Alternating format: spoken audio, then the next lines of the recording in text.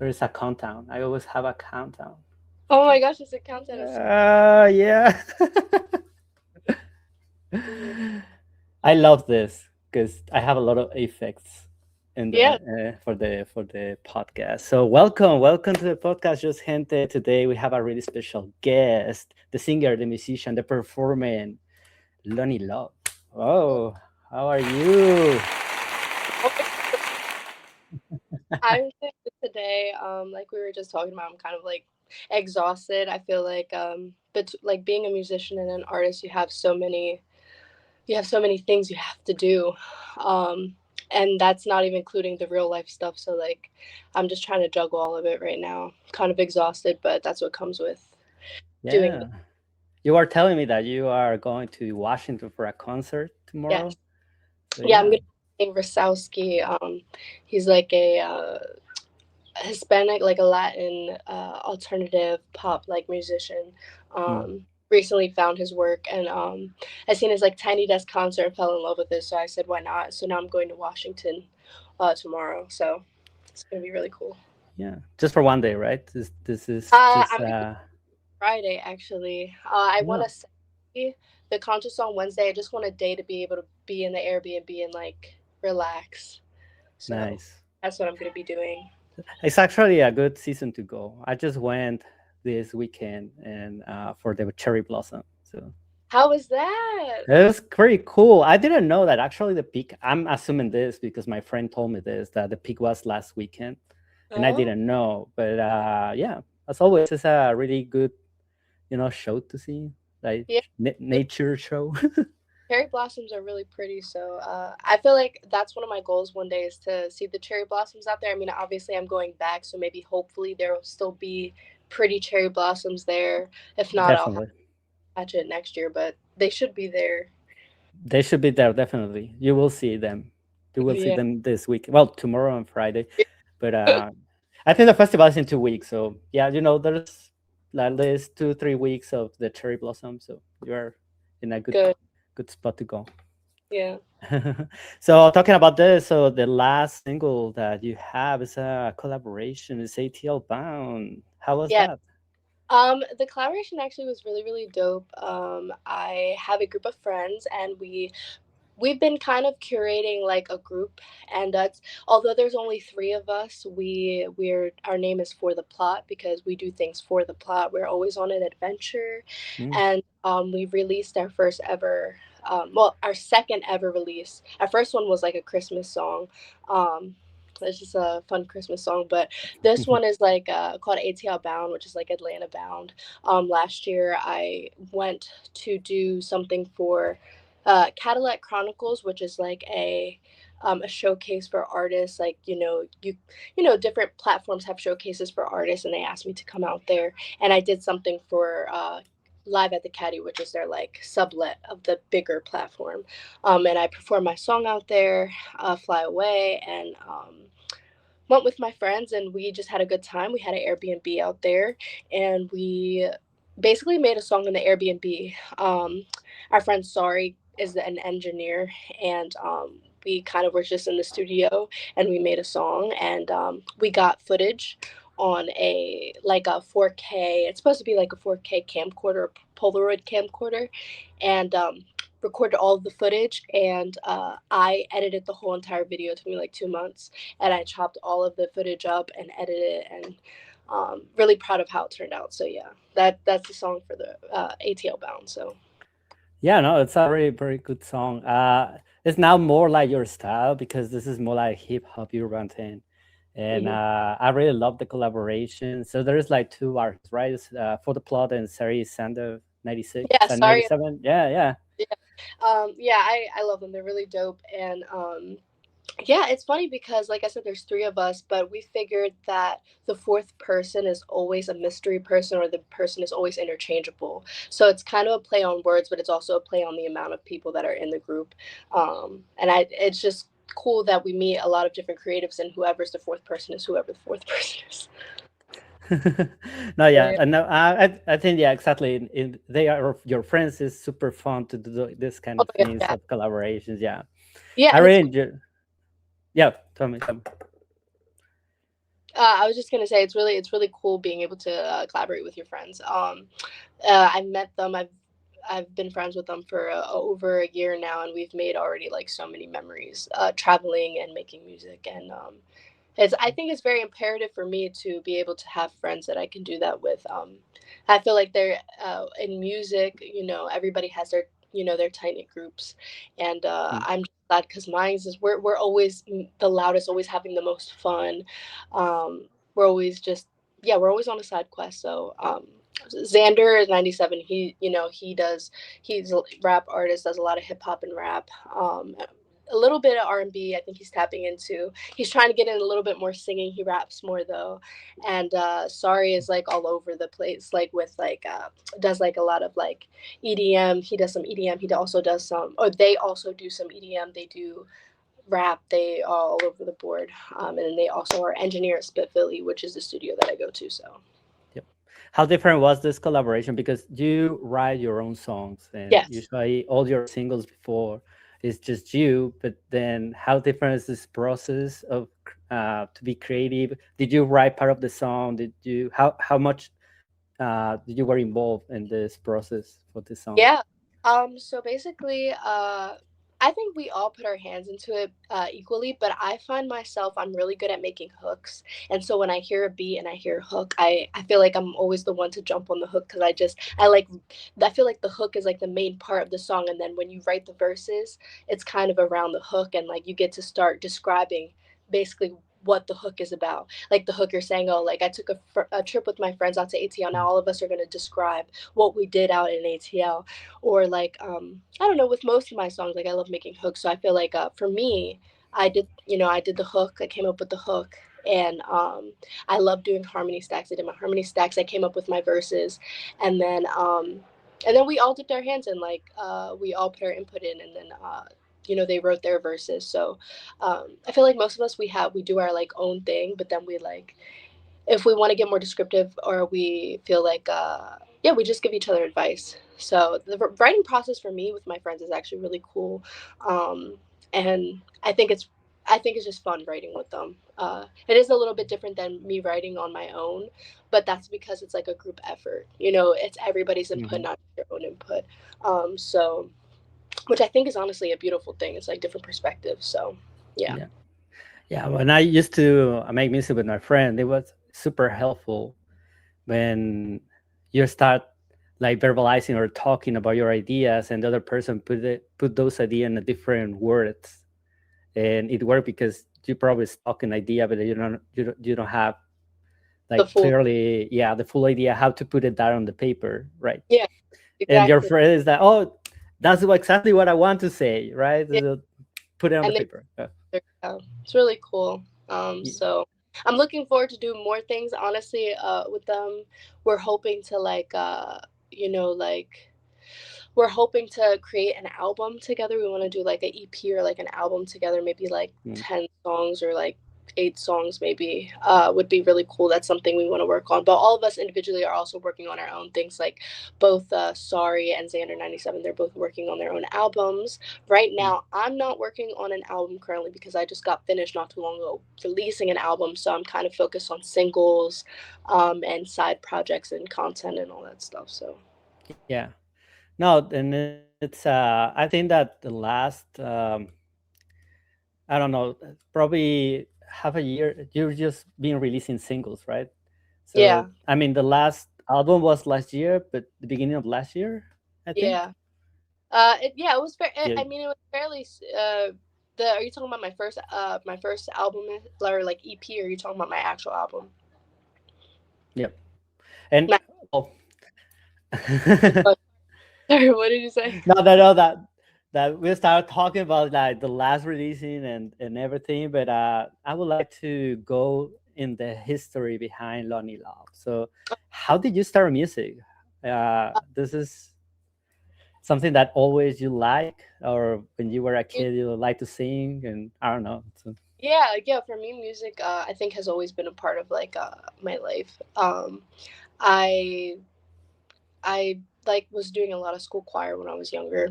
mm, And I was always doing like music stuff. I always preferred art class or writing class or reading, and music. And I don't know, like school choir has always been a part of my life since I was younger up until high school. I did that every single year. Always made sure it was a part of my, like, part of my classes. And I think that's really something that like sparked my interest in like music. But I didn't think that I wanted to take it like, I knew it was something that I liked to do, but I didn't think it was something that I really wanted to pursue or move to a whole new city for, or meet, like do X, Y, and Z. So yeah, I've been doing it for maybe like 2.5 to 3 years now. And like I said, I started out doing like choir. I did poetry, all sorts of stuff like that. And there was a lot of famous people that I feel like I looked up to, or the idea of that was very appealing to me. So I think that maybe it was always there. I just didn't start taking it more seriously, or like actually start going into the studio until like 2.5 years ago, maybe to 3 years.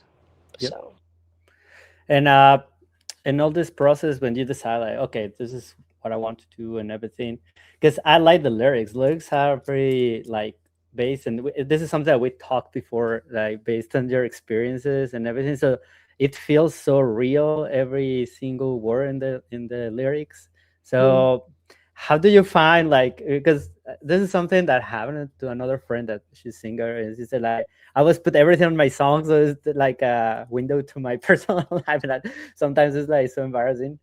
So I don't know, how do you drive that process, like putting these experiences in your lyrics? So it's something that you take like something that has happening, a thought that you are just like chewing your mind, and then you put it in the paper. Or how is this process to write the songs? When I first started writing, I had like a notebook, and I was supposed to have one first album called A Flower Supposed to Grow, which I still think I'm going to do something along the lines with that, but it was a different sound than what I have today. So I started writing in like a notebook, and that's what the notebook was called, A Flower Supposed to Grow. And the meaning behind it was that Mm, like, this notebook is going to help me grow as an artist. I'm going to write all my ideas down in here. And that's what I was doing at the time, up until I started doing it so much that I started using my phone notes instead of my like notebook. So now my notebook is kind of like just like a little artifact, I guess, for me to look back on. Like that's where I started.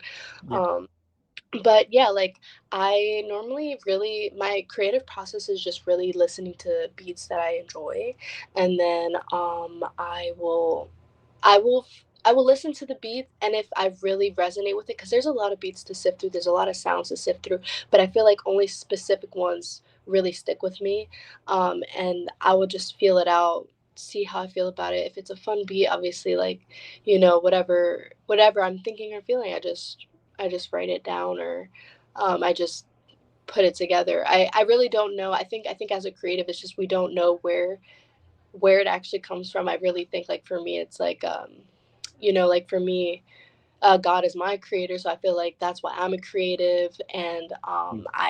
I create. We all are creatives in all sorts of different ways. So I can't really pinpoint like how I specifically do it, except for I'd listen to something. If I feel it, and I start writing to it, and then that's how I create my music. So Your music. yeah. Yeah. Nice. So uh your previous album, right? So songs the mirror once knew. Yes. It's the music style was completely different. What are you doing right now? Yes. And at the last album, so you have a lot of singles after that album. The Moonlight Melodies is Yeah. the last full album that you have. It's what is this evolution from these R&B and pop vibes to this hip hop rap now that you are singing Yeah. now? Yeah, I feel like when I first started making, like I said, when I first started making music, I was really into the watery, and I still love a watery guitar. I love watery guitars. I love that bedroom pop sound. So basically, Songs Amir once knew was kind of actually like just, I really wanted to create a project at the time, and Moonlit Melodies wasn't actually Moonlit Melodies. And like I said, I had a different project that I was gonna do, and I just wanted to put something out there that was a project, and I was like, what can I do? What can I do? Because I feel like it's going to be such a time consuming thing. Moonlit Melodies took about a year to make, Mm, to a year and a half to make. So I was like, I need something else to release in the meantime. So what I did was went through my archives of old music that I recorded at Studio 117 in York County, which is where I'm from originally. And I went and sifted through that music and music that was already originally singles. And I thought, all of these have similar vibes and sounds to it, and these are all the musics that like I once did before. So it's like a song Zamir once knew, or like something like there, it's music that I would reflect on. So that's kind of why I titled the EP that. And they're just songs that I did in the past that sounded similar to each other. So I decided to make like a little project of it so that I could reflect on like music from the past that I did, I guess, Yep. uh, something out there. So No, no, I really like the sound of thank Moonlight Melodies. Sorry, that but the songs that Mirror once knew. Uh, yeah, I think that you recently did like Tiny Desk from one of these songs, right? uh-huh.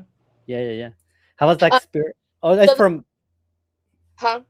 Sorry, go ahead. At a Tiny Desk concert, I actually did a song that was off of the I was off of Moonlit Melodies. All Yep, you're right. project, I do have a song called Coffee at 8. And then on the Mhm. new project, I have a song called Coffee on a White Tea. So I kind of wanted to play into words of like something that I've already done before, but a different perspective of love, I guess, that I was writing about. Yep. And I would say the difference between the previous project, the EP, and the recent album, uh, the shift is not really like a complete shift. I think that my first ever song that I ever wrote, or at least the second one that I ever wrote, was like a boom bap hip hop song. But I didn't have confidence in myself because of where I came from and how I talk. And I guess my brain thought, oh, if I talk this way or look this way, maybe people won't accept me making rap music, or that because I don't fit a mold or whatever the case may be. But I really, really came to understand listening to more music and seeing all sorts of different artists that like, you could just do whatever you want, and people are always going to assume something about you and say something, and it doesn't really matter. So I started doing what I really loved, which was I love boom bap music, I love hip hop, I love rap. And so that's kind of, I just got more confident and I started just writing what I wanted to write, and then that's how I got Moonlit Melodies, which is like a fusion between pop, R&B, and hip hop, and like all of it together. But it is more of a rap album compared to the last project. So Yeah.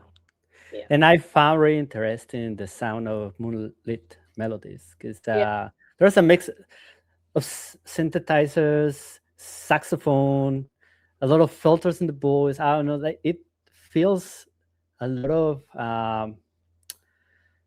I don't know how to explain, but there's a lot of intimacy in the album, in the songs. It's like you wanna be, in a room with candles and listening that. It's that vibe. It's like exactly. And that's kind of like how I didn't actually have a name for the album until the last song I wrote. Moonlit Melody was the last song I wrote, and then I decided, wait, that could be the name of the project, because I was having such an issue finding the name for the project. And then I was like, wait, like I think really like being an artist, like I used to be such a day person. I love the morning and I still do love the morning, but I think I find myself being a night owl now because a lot of the artists are out at night. I'm always hanging out with them at night, or I'm up at night writing music, or I'm up at night trying to find peace and alone time because that's when the world's quiet.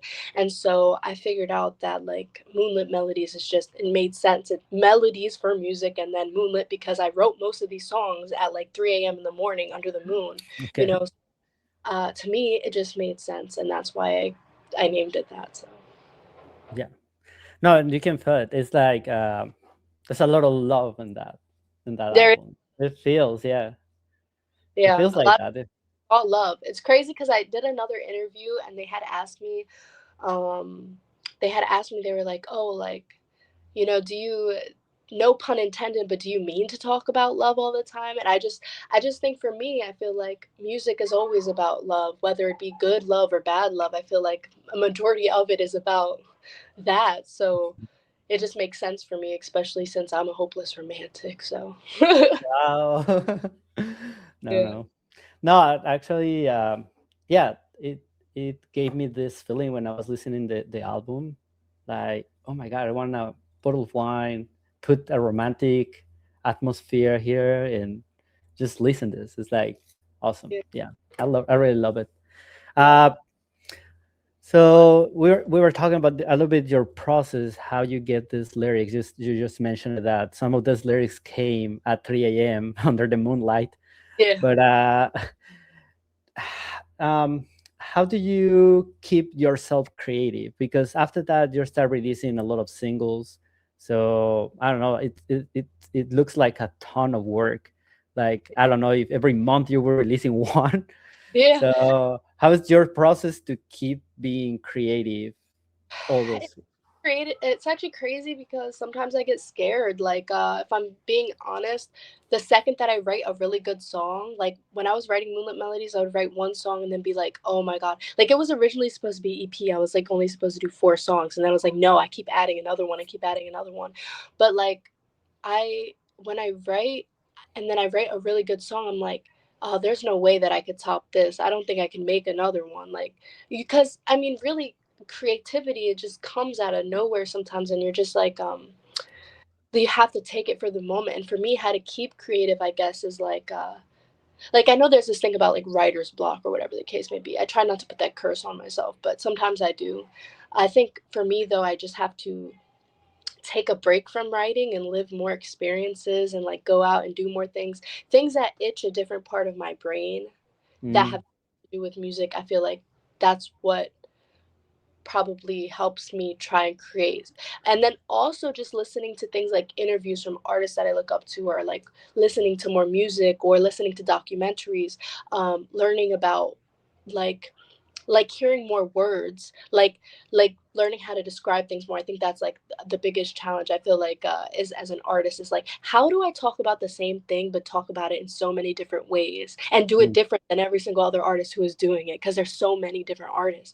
And I think that's like a huge challenge. So I think sometimes, if I'm being honest, I get super scared that I can't make another song, and I get surprised with myself when I manage to make another song. um and that's why I think it's so great to like be with my group, is because when I need a break from making singles or music, I it brings like a stress off my shoulders, knowing that, okay, well, if I can't make one right now on my own, I can go to my group and we can come up with something together and we'll make a song together, because it's easier, because it's just organic and chill. It's not like I'm thinking about it too hard. um but yeah, the creative mhm. process is very interesting, and to keep creative, I think I just distract myself with other things. Right. Yeah, Yeah. it's always like I don't know, as you said, like going to other places, listening to another kind of music, reading. I don't know. For me, I think it helped, and on that time, like taking long walks. Yeah, exactly. Yeah, You know, walking. Uh, yeah. for me, sometimes I've realized, other than being in the middle of the night writing music, being up late and pondering, because I think a lot. I'm a deep thinker. That's why I write the music I do. I think deeply. I think another time that I write really good music is, this is going to sound funny, but I'll run on the gym on the treadmill. I'll listen to beats and I'll drink a Celsius. And I think the and all the adrenaline, I get so excited and I start listening to music. I'm like, oh, this could be great there. And I feel like that's another way that I create good music. Yeah, no, definitely. Yeah. Running is another good situation. Yeah, to have ideas, like when I try to think or like something that you want to figure out, uh the treadmill always works for me. So, It yeah, does. it does. Yeah, it does. But so I mean, probably there's your ritual, right? Because I will ask, like, do you have any specific like place to write and everything? But you just explained me that it's in the like in this specific places. Yeah. So right now, after this releasing, you're making a lot of concerts. I've been seeing you recording a lot of videos. uh, but are you taking a break to writing right now, or do you have already an idea what is going to be your next step in your music, or what do you would like to do with your music? It's actually crazy because I've been running all over the place right now. I think right now I'm in the midst of wanting to make more music. I recently just got back from me and my friends. We performed in Baltimore with an artist named Flocko. He has a Flock and Friends festival that he hosts in different like cities and stuff, and Mm. they're going all over the place right now. They're like the next stop is Atlanta, and like we went to Baltimore and I, ask your question again. Sorry, I want to wrap. I want to make sure I'm. No, no, don't worry. Like, what is gonna be your next step in the music? Like, are you trying to get, I mean, like, trying to experiment with other rhythms or Oh something yeah. that you want to So, write so what I wanted to differently? Yeah, what I wanted to say was that like I'm kind of like on I've just been doing so much. I'm kind of like on a break right now. I'm still writing stuff, but what I was Mm, saying about the Flock and Friends things, we met a DJ out there and he really enjoyed like our music. And he mm, has like I've been just working on little things on the side like he has a song that he produced himself, a DJ, and he actually when he heard my music, I think he liked it. So he actually has a song for me that he wants me to do for like a sync deal, which would not be my first submission for a sync deal, but my first submission for somebody else. And I think this is going to be interesting because they wrote the hook. I have to sing the hook and then make verses to it. So it's going to be interesting because it's like these are things that are going to be put on television. And I'm not going to say that it's going to.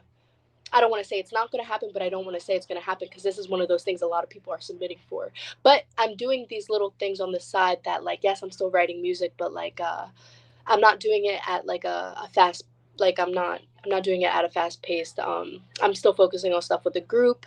I just did another interview for uh like a group here in Philly. All these videos that I'm releasing, I'm doing content. People are booking me for like all sorts of different things. And then I just did a college class. I just spoke to college students, which I have yet to release that footage too. I did that last year, and he had me again this year to talk to college students about my music and like what it is to be an artist and all sorts of stuff. So like I've been diving my hand in a lot of different things, but a lot of people don't. I'm posting a lot of it, but some of the stuff I haven't even released yet. So um, I've just been all over the place. So music right now, obviously, is still the front of the center of everything, but I'm also in like the middle of like like just life. So it's all of I would say that I'm focusing more on like sync deals though right now, and like I'm trying to focus on some singles, but I haven't like I'm still sifting through sounds. I think right now I'm doing more collaborative work and all sorts of stuff like that, and doing shows and all sorts of stuff like that, other yeah. than like focusing on pushing out singles, even though the goal is once a month. Like you're saying, you see me doing it once a month. The goal Yeah, is hopefully post a single once a month. Um, it's just a lot of running around. I know, but it's a good strategy actually. I Yeah, heard this before from a guy that made music. Like, it's good to be releasing like every month at least one thing. yeah, So yeah, it's really good that you're on the track. And I would say like, yeah, there's part of the music life that you have to go and do like networking and do and promote your music and just give it a little bit of rest of the part of being creative and writing. But it's hard because your brain is always thinking and thinking and thinking and yeah, bringing up ideas, right? And also this experiences out of the studio and out of, I mean, like normal life, we can say that yeah. they give you, as you said, ideas from other people that, like feed your own ideas and can be good to create new music.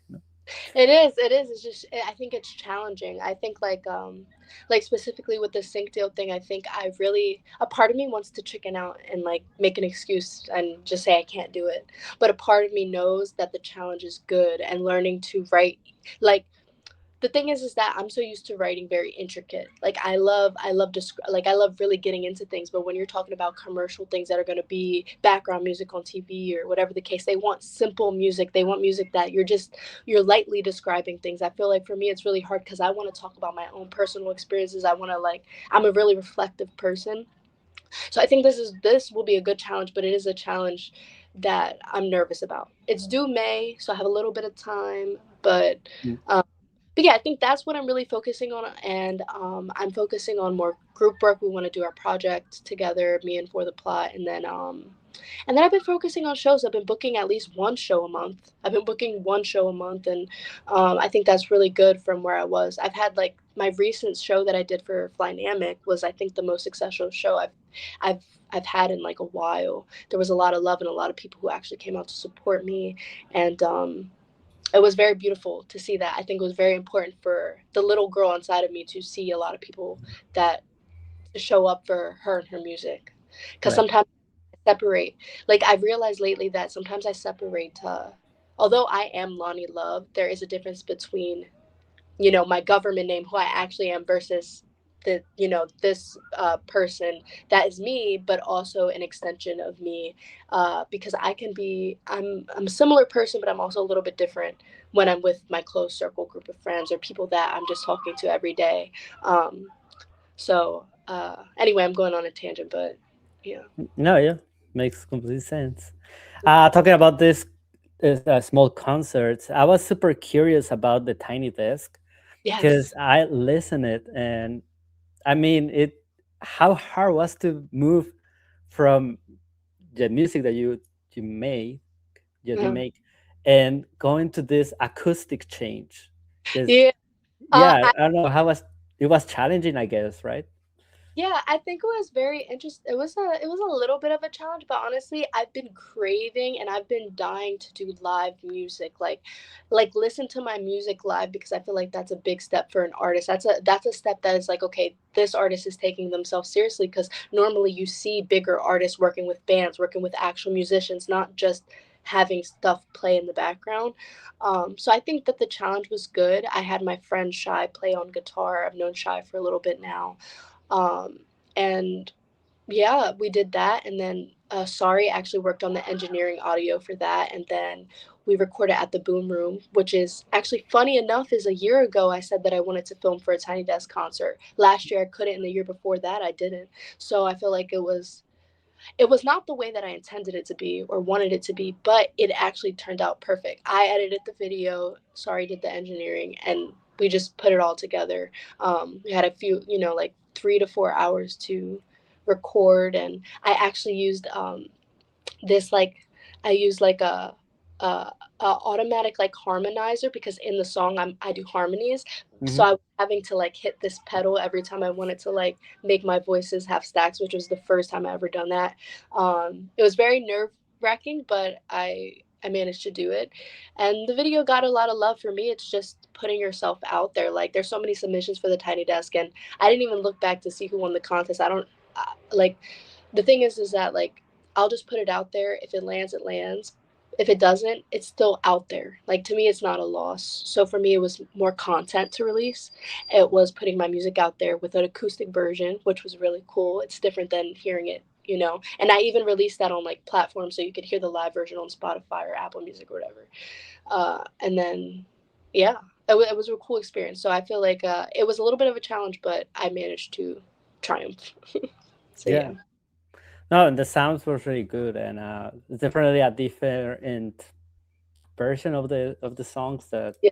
uh, I really enjoyed. It. And that one is one of my favorites from the Oh, album. Yeah, thank so love it. Uh, I don't know. Do you want to give your socials here where people can go and listen to your music? Yeah, so you can find me on literally all social medias, Lonnie Love, as it's spelled on the screen, Lonnie Love Music. Um, I should be tapping in with TikTok more, as that's where every single artist is going viral. I have not tapped into it because social media is exhausting, and figuring out how I'm going to market myself when I think I'm overwhelming. So I'm on Instagram, Lonnie Love Music, Spotify, Lonnie Love, Apple Music, Lonnie Love, literally everything with this name. But on my Instagram is where you'll find everything. I have a link tree that's connected to all my socials, and I have a lot of things coming. I'm on all sorts of side quests. Like, I recently just was a background actor in like a rom com movie that's coming out in December. Like, Wow. I'm for people to look forward to other than me making music, and I'm just excited to share it. So yeah. Oh, yeah, definitely. And hopefully, because I know that in some of your songs you speak Spanish, because You I have this heritage. Yes, I want to explore that more. I have my one song "Kickback." With that song is very more like club esque vibes. I'm really talking. I'm very like braggadocious on that song. I'm very much a different alter ego. Um, it's a fun party song, but I Mhm. do speak Spanish, and I think that's one of the first songs that I like really speak Spanish on. And but I want to really dive deeper into that. It's just different. Like if I want to be more descriptive, I want to make sure that I'm doing everything right, saying everything right, because I am Dominican and Puerto Rican, but I grew up in the States, and so it's like there it's and I think it's harder for me, but I want to be able to pay homage to where I'm from and actually speak my native tongue and not just, speak English or do English stuff all the time. I have a whole other demographic of people I can appeal to and that I do appeal to because they are me and I'm them. So it's important for me to do that, I think, and it challenges me. So I would love to make more Spanish music. I want to make more romantic Spanish music, not just songs about, shaking what my mom gave me. So. That would be nice. Well, this is, I mean, a lot of people that listen to this podcast is from Mexico and other Latin American countries. So yeah, for sure will listen to your music now. So Yeah, yeah, it's happened. it's happening. It's happening. Hmm. Yeah. So, well, thank you so much. Thank you for coming for the podcast. Yep. I will. I mean, hopefully in the future I can have you again here talking Yeah. about this all new projects and Hmm. music and videos and everything. Yeah, So, yeah. we can make it longer. We'll definitely be on here longer because I would love to talk even more. I see what you meant by it normally lasts longer than a lot of time. Um, Yeah, yeah, yeah.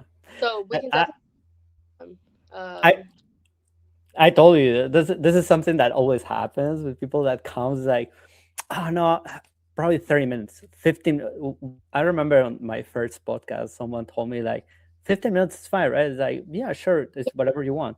And we spoke for an hour and 15 or something. I was like, yeah, this always happens, but yeah, unfortunately now I have to work and you have to work, I guess. I know. Yeah, I do have to work. I have to get ready for Yeah. work, and But definitely, we can do another one soon, I and would we love. can talk more and go deeper in your music and your lyrics and everything, all the experience and all these ideas that you have for your future projects. Yeah, I would love to. Thank you for having me. Yeah, thank you. And people, where to follow us in YouTube and Spotify as just Gente Podcast. We have an Instagram.